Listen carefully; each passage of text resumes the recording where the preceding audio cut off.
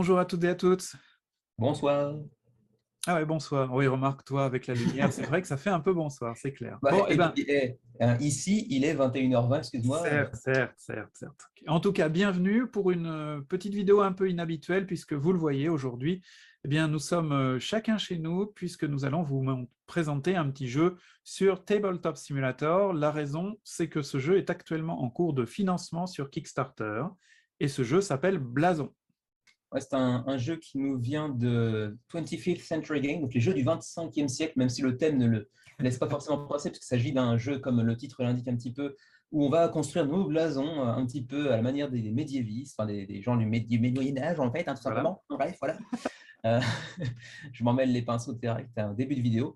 C'est pas très habituel de faire des vidéos sur Zoom comme ça. Ouais, c'est vrai. Et donc, vous le voyez, en fait, c'est simplement un jeu de cette collection qui rappellera certains jeux un petit peu connus du genre, à savoir par exemple Azul, Sagrada, ou encore en plus français Codex Naturalis aussi. Tout à fait. Tout à fait. Donc, avec des logos, des ordres de cartes à placer, des coûts à payer pour placer telle ou telle carte.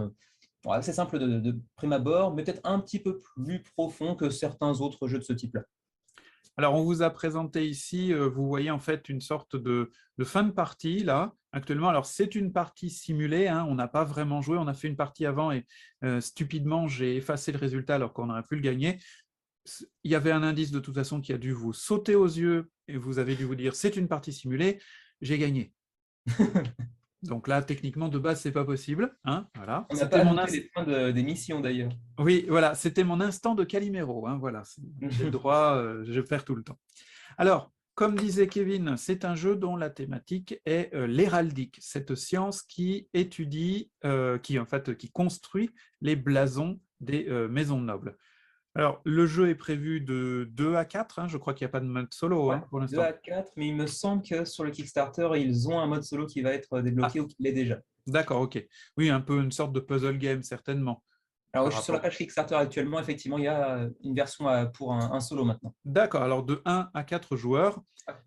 Alors, vous voyez ici, justement, bah, c'est l'avantage de Tabletop Simulator, c'est que justement, le setup est fait de base pour 4 joueurs, mais qu'on peut très bien jouer à 2 seulement. Mm. Si vous voulez l'essayer, d'ailleurs, si vous disposez de Tabletop Simulator sur Steam, eh bien, sachez-le, le module de blason n'est qu'un prototype, certes, mais il est totalement fonctionnel, puisque nous en avons déjà fait quelques parties, et il est gratuit.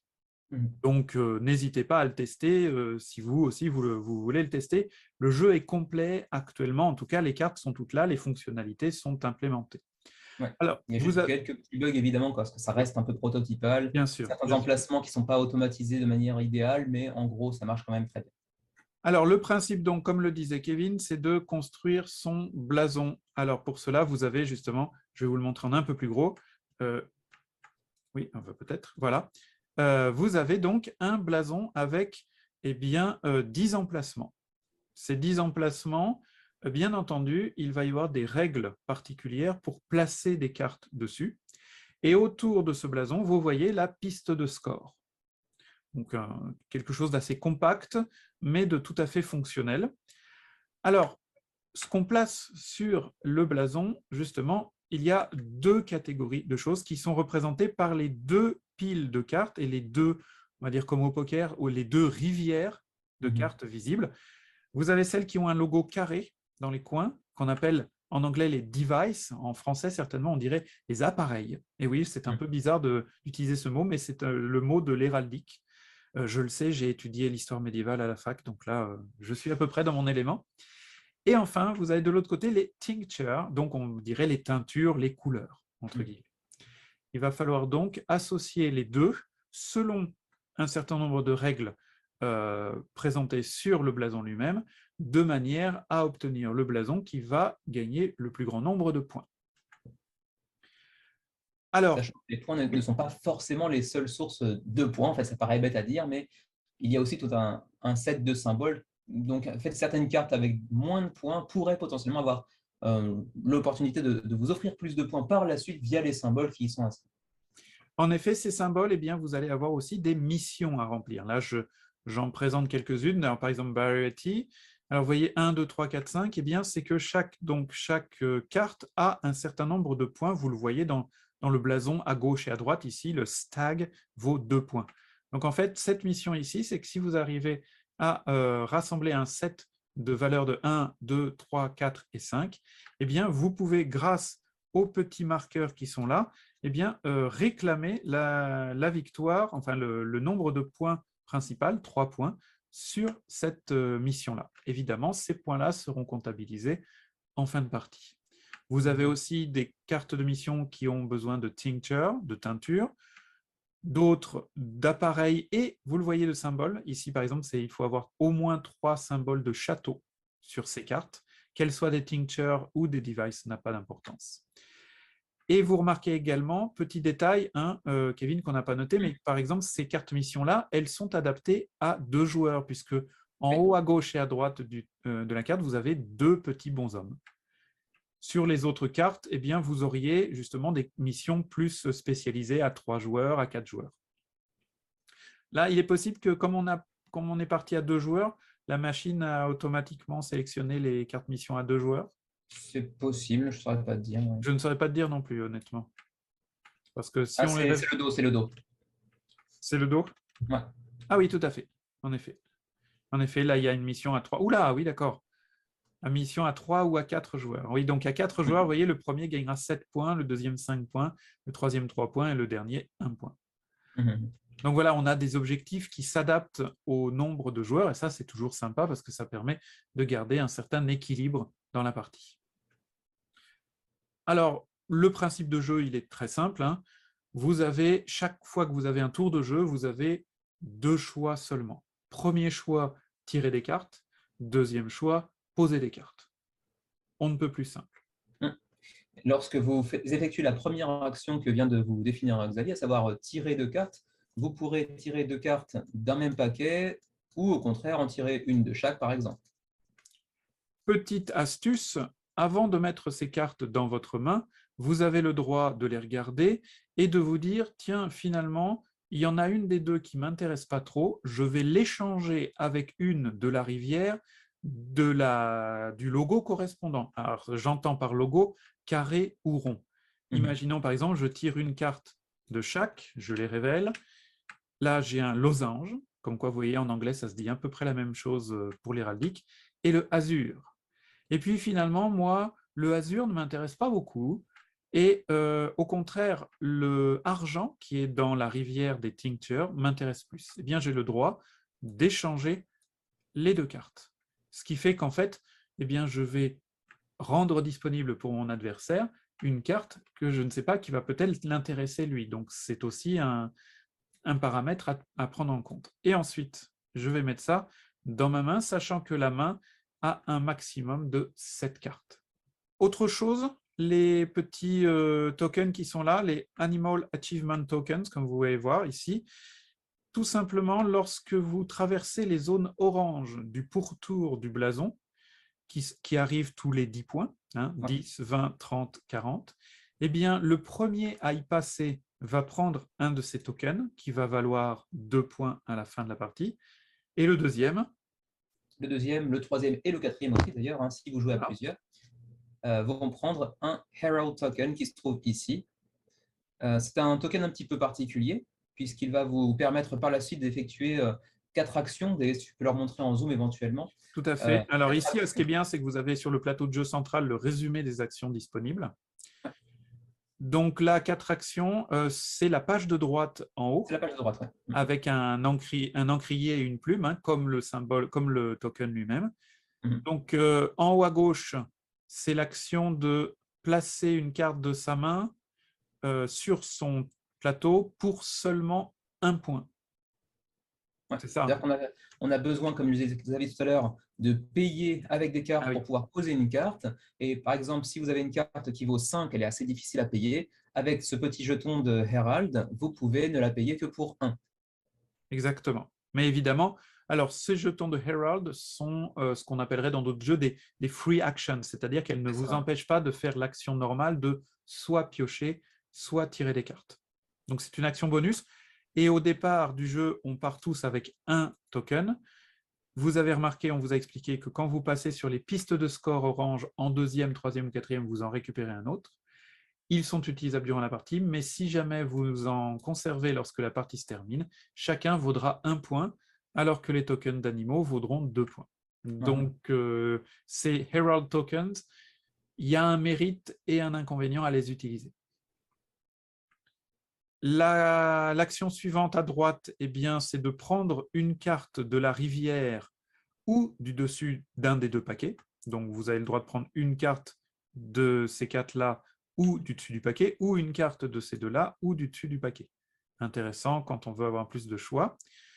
Celle du bas à gauche permet de renouveler toute la zone ici. Donc, si jamais la rivière ne vous plaît pas, vous pouvez la défausser. Comment ? Les 2 rivières, Les 2 d'ailleurs. rivières, oui. Ça, par contre, vous n'avez pas le choix. Tout se renouvelle. Et enfin, eh bien, l'action du bas à gauche, du bas à droite, pardon, vous permet de prendre la carte du dessus d'une des 2 défausses. Donc, soit celle-ci, par exemple, soit celle-ci, dans le cas. Si votre adversaire a jeté une carte en paiement qui vous intéressait, eh bien, avec cette action-là, au cas où vous auriez un Herald Token, vous pourriez la récupérer. Donc, il y a toute une stratégie. Et on va peut-être, Kevin, parler justement de la dernière chose importante à expliquer, à savoir les contraintes de placement sur les plateaux. Ouais. Alors, comme vous le voyez sur le plateau que Xavier vous indique ici, en haut et en bas d'ailleurs de chacune des cases figurent certains logos. Par exemple, en haut à gauche ici, vous aurez un logo composé d'un carré rouge et blanc et en bas d'un cercle avec un point d'interrogation. Les cercles avec les points d'interrogation sont disponibles dans les 3 premières cases, donc la première ligne en fait, ainsi que les bords droits des 2 lignes suivantes en fait. C'est ça. Les points d'interrogation encerclés, ce sont des teintures. Donc vous pourrez uniquement utiliser les cartes de ce genre-là, par exemple, avec un cercle. Ensuite, pour les cartes avec les symboles avec des carrés de couleurs ou avec des symboles, au contraire, ce sera uniquement pour des appareils, donc des devices que vous pourrez apposer comme ceci, par exemple. Alors là, vous remarquerez que l'appareil que je viens de poser, il coïncide avec le haut de la carte, ici, avec ce symbole ici. En revanche, il ne correspond pas à celui du bas. Si je le pose ici, il y a un nouveau facteur qui entre en jeu, c'est-à-dire que sur la ligne, à partir de ce moment-là, la première ligne, eh bien, je devrais uniquement remplir à partir du haut. Je ne pourrai plus utiliser la partie basse. Donc, par exemple, sur la 2e case, le fond rose, et sur la 3e case, bon, c'est moins important parce que ce soit en haut ou en bas, c'est libre pour une peinture. Mais pour la 2e case, par exemple, je ne pourrai plus placer d'appareil avec ce logo rose. Ce n'est plus valable, pour la simple et bonne raison que la première carte a été posée sur la face haute. Alors, petite chose, c'est dans le prototype sur Tabletop Simulator, il n'y a pas moyen de faire correspondre si jamais vous posez les cartes du bas. C'est-à-dire que si, par exemple, ici, vous avez du violet en haut et en bas une sorte de tête de lion, ou de tête d'aigle, eh bien, si jamais vous choisissez la tête d'aigle, dans le Tabletop Simulator, la carte se mettra quand même, vous voyez, en bas. Donc, il faudra retenir un petit peu. Mais dans l'exemplaire physique, eh bien, justement, vous pouvez vous décaler la carte en fonction de si vous choisissez la partie haute ou la partie basse. Voilà. Et ça influencera le reste de votre partie, de votre stratégie, puisque ça ouvrira ou fermera certaines perspectives d'avenir. C'est ça. Alors, il y a encore quelques autres subtilités, notamment le abatement token dont on n'a pas parlé et que nous, on n'a pas vraiment utilisé parce que dans nos parties, voilà, c'est un module qui permet en fait de transgresser certaines règles au prix de pas mal de points de victoire. Donc, c'est une option qui a l'air assez difficile à manipuler, moi, je trouve, mais qui doit avoir son intérêt tout de même. J'imagine qu'après 4 ou 5 parties sur le jeu de base, on peut commencer à l'utiliser un peu plus sereinement, mais pour l'instant, on s'est contenté du jeu de base. D'ailleurs, vous pouvez peut-être voir, si Xavier peut vous le montrer, en haut à droite de la table, ici, 2 autres paquets de cartes qui sont disponibles dans la campagne. C'est une version un petit peu supérieure d'un pledge un peu plus cher, disons, avec une mini-extension qui vous apporte 21 nouvelles cartes d'appareil et 3 nouvelles cartes de teinture. De teinture, c'est ça. Bon, ce sont des rejouabilité, de variété. Voilà, exactement. Ce sont des promo cards, donc par définition, ce sont des cartes qui ne sont pas indispensables, mais qui sont toujours les bienvenues pour faire un petit renouvellement 2 parties. On va peut-être passer maintenant, Kevin, à nos impressions, puisque nous, on a donc quelques parties sous le pied maintenant. Ouais, bien sûr. Alors, qu'est-ce que tu en penses? Alors, pour ceux d'entre vous qui auraient éventuellement regardé l'ensemble des 5 vidéos que j'ai postées récemment sur les jeux que j'attends le plus pour l'année 2022, Blason figurait en bonne position, parce que si je me souviens, il était 12e ou 13e, quelque chose comme ça. Oui, quelque Allez chose voir comme la ça. vidéo pour vérifier. En fait, pour la simple et bonne raison que la thématique me plaisait énormément et je savais pertinemment aussi que ce serait le cas pour Xavier. Mm. Puisque toi, qui es donc historien d'origine, enfin, de formation, Tout à c'est fait. forcément un thème qui te parle plus qu'à moi d'ailleurs, mais c'est vrai que moi, tout ce qui me parle un petit peu d'histoire, en plus d'histoire médiévale, c'est forcément quelque chose qui tire un peu sur la corde, un peu la fibre nostalgique, même si c'est évidemment une période qu'on n'a pas connue nous-mêmes, mais qui fait naître quand même quelques vieux souvenirs, un peu mélange de fiction et d'histoire, Et qui, moi, puis, me et vend du puis, rêve, comme on dit. voilà. Et puis, sans non plus révéler tout, toi comme moi, on habite dans des coins de France proches de châteaux. Il y en a à foison. Donc, on a connu ça aussi. Moi, je viens de la vallée de la Loire, donc il y a des châteaux tous Voilà. les 5 mètres, hein, Exactement. Exactement. Par contre, je ne Donc, connaissais pas spécialement le thème de l'héraldique, hein. alors que Je- moi, justement, durant mes études à la fac, eh bien, j'ai suivi des modules d'héraldique. Donc, du coup, ça résonnait encore un peu plus spécialement pour moi. J'avoue, même si le jeu est en anglais actuellement, j'y ai retrouvé beaucoup de vocabulaire que moi-même j'ai étudié lorsque j'étais étudiant. Oula, c'est pas très joli ça. Mais c'est pas D'ailleurs, grave, vous avez compris, c'est le principal. même sur certaines cartes, pour l'instant, dans la version anglaise, on a beaucoup de mots français finalement qui se retrouvent, hein, parce que le langage même anglophone de l'héraldique apparemment reprend beaucoup de vocabulaire francophone Tout finalement. à fait, tout à fait. Il faut dire aussi que l'Angleterre, ayant été conquise par Bien sûr. justement Guillaume le Conquérant au XIe siècle, eh bien, beaucoup de Français, beaucoup de mots français sont passés dans la langue anglaise, et notamment le français de l'héraldique, puisque l'héraldique est aussi plutôt né de ce côté-ci de la Manche que de ce côté-là-bas. Ah, je pourrais l'écouter des heures parler comme ça, mon petit Philippe. Non, mais c'est vrai qu'après la première partie, il m'en a appris beaucoup sur justement les significations de certains symboles que je ne connaissais pas du tout. Donc voilà, ça c'est le premier point, le thème, Tout à qui fait, moi me plaisait beaucoup. Après, c'est pas quelque chose qui rentre en ligne de compte pour ce qui est du gameplay, bien évidemment. bien sûr. Après, le gameplay, personnellement, j'apprécie plutôt. Il faut dire que je suis assez bon public dès lors qu'il s'agit de jeux de set collection et, comment dirais-je aussi, on pourrait dire de tableau building, comme disent les Oui. anglophones, puisqu'on va essayer de composer un petit peu un tableau de 10 cases selon Mhm. certaines, comment dirais-je, euh, Contrainte. contraintes. Voilà, on pourrait dire ça comme ça. Et Tout à du fait. coup, j'ai trouvé ça plutôt très agréable. C'est peut-être un petit peu moins profond, comme je le disais d'ailleurs dans la vidéo dans laquelle je le présentais dans le top 10, enfin, 20, un petit peu moins profond que ce que j'aurais espéré, en fait, tout simplement. Mhm. Ouais. J'ai beaucoup apprécié les quelques parties qu'on a pu en faire, mais ça reste assez. Enfin, c'est très accessible. Donc, pour certains, ça semblera quelque chose de plutôt très positif. Mais j'aurais voulu que ce soit un petit peu plus complexe ou peut-être qu'il y ait quelques ajouts en termes d'extension, mais peut-être à l'avenir, je ne sais pas, qui pourraient venir complexifier un petit peu le jeu. Ceci dit, je doute que ça puisse être le cas puisque les contraintes sont justement déjà imprimées sur le tableau en lui-même. Donc à partir de là, je ne vois pas trop bien comment on pourrait ajouter en complexité à ça. C'est vrai, c'est vrai. Je vais te dire, moi, très honnêtement, j'ai bien apprécié moi aussi mes parties. Mhm. Ce que j'ai apprécié justement, c'est que c'est un jeu en format court. C'est-à-dire qu'à Oui, deux, en 20 minutes, on a fait une partie et on est content. ouais. Et moi, je l'ai déjà, d'ailleurs, quand on discutait ensemble, quand on y jouait, je l'ai déjà plusieurs fois comparé pour l'atmosphère un peu, et puis pour certains principes aussi, à Codex Naturalis. Oui, bien sûr. Hein, c'est bon, on est là aussi dans une ambiance médiévisante, on va dire. On est là aussi avec des contraintes de pause, des choses comme ça, pour des jeux qui sont, moi je dis, faciles à sortir, qui prennent pas une place démesurée sur la table et qui sont, moi je dirais, un très bon entre-deux entre gros jeux, quoi, ou un petit Oui, jeu pour voilà. se démarrer la journée. On pourrait De presque jeu. dire que c'est un filler, effectivement. Ouais, ouais, tout à fait, tout à fait. En termes de durée, en termes de complexité, alors c'est vrai, hein, j'aurais moi aussi pensé que ça serait un poil plus complexe que ça.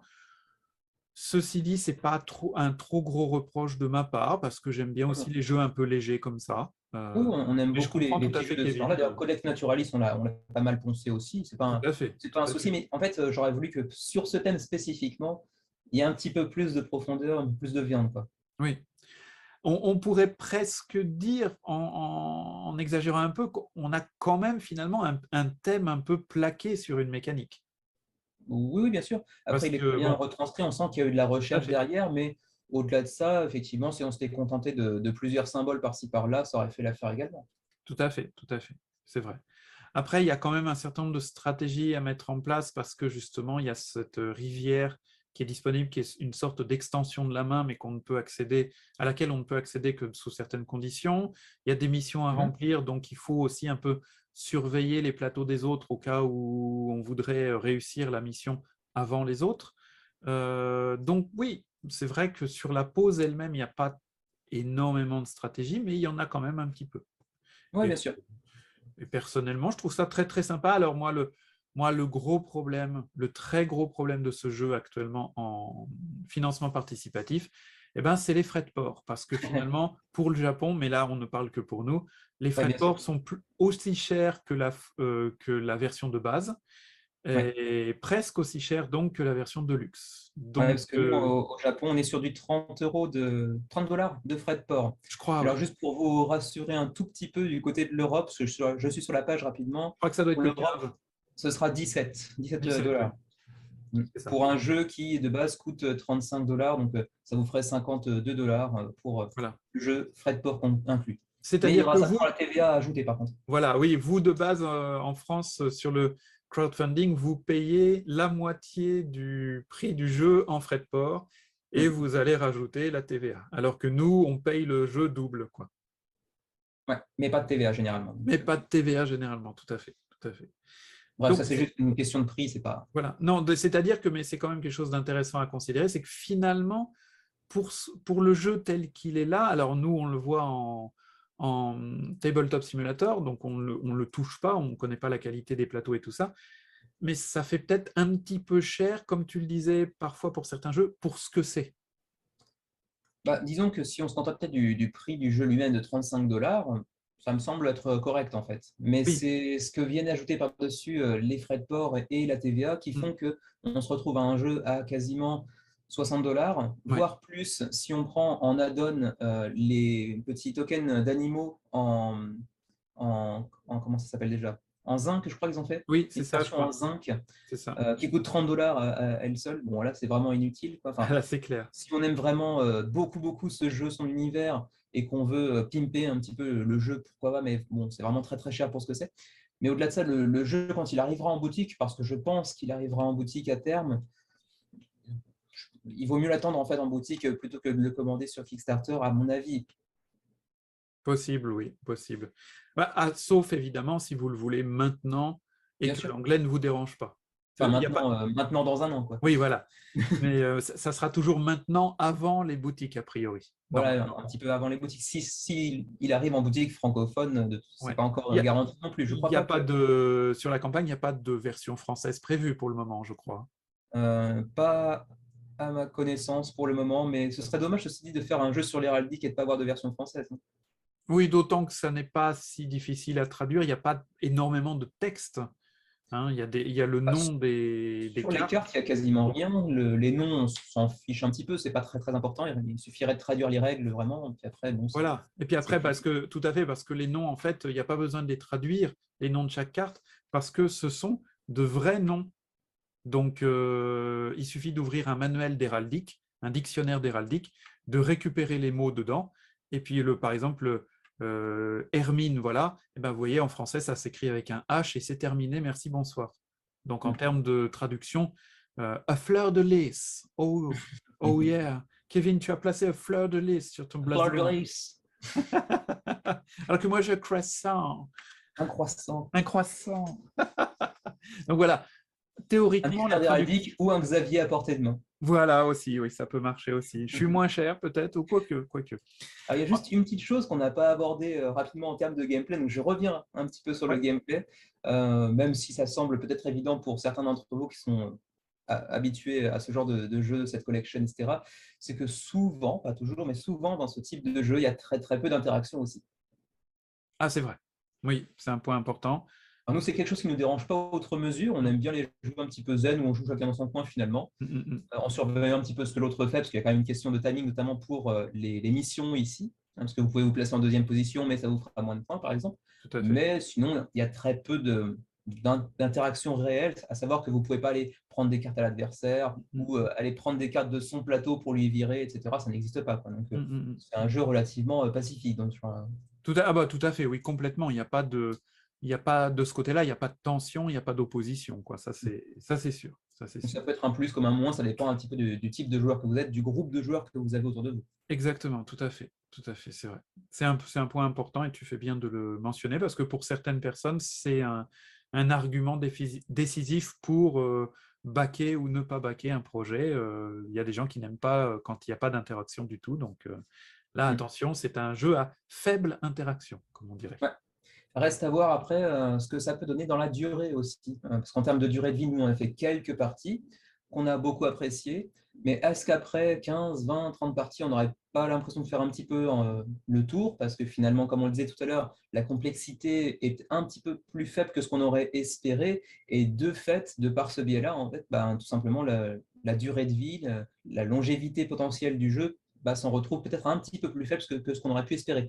Après, c'est peut-être pas forcément le cas parce que, comme tout à l'heure, on l'abordait un petit peu, Codex Naturalis ou comme aussi Skulls of Sedlec dont on parle assez souvent, ce sont des jeux tout Voilà. à fait Ou, légers. euh, ou Conspiracy Abyss Universe. Conspiration cinéaste, vous savez qu'on Voilà. joue très très souvent, qui sont légers aussi, et pourtant on y retrouve toujours beaucoup de plaisir dès qu'on le sort et il a une bonne durée de vie. Donc c'est juste Je pense que le facteur potentiellement, principal, voilà, le facteur principal aussi est dans la fluidité du jeu.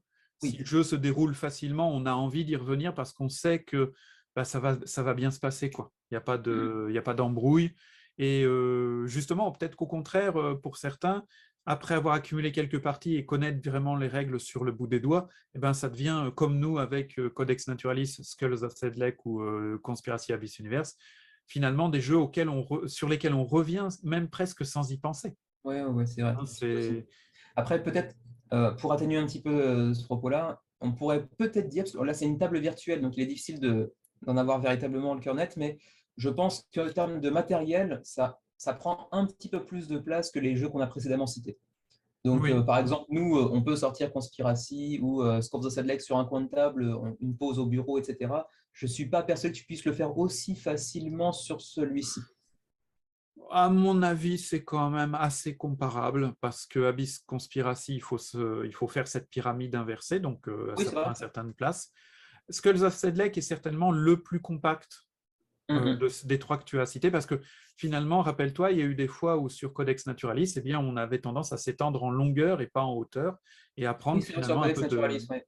un peu de place. Donc, je pense que, alors évidemment, nous, on joue à deux, donc la place est forcément limitée, et sans C'est doute sûr. qu'à quatre, ça devient un peu plus prégnant sur la table. Ça, c'est vrai, c'est vrai. Mais Mm. sans dépasser, non, ça ne doit pas être très, très important quand même. Ça va. Mhm.